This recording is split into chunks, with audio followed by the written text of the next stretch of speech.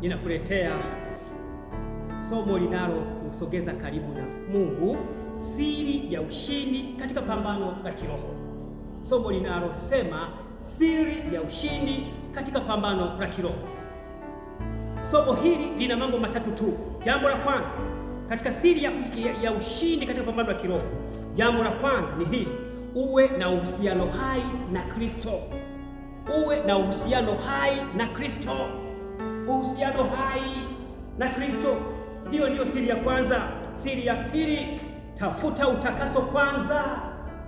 Tafuta utakaso kwanza, siyo baraka. Watu wengi wanatafuta baraka.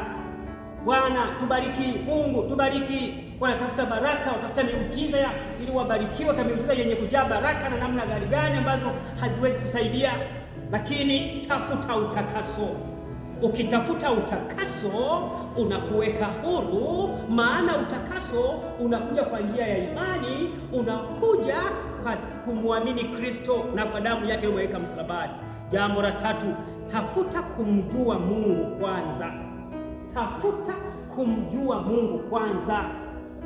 Ukimjua Mungu wa kweli anayestahili kuabudiwa, kutukuzwa, hautaenda kula kwenye majalala ya duniani, hautakwenda kula kwenye magenge huko barabarani, utabaki na Mungu wa kweli. Mambo haya matatu, mpendwa msikilizaji, yatakusogeza karibu na mbingu. Mungu akubariki sana, kila la heri.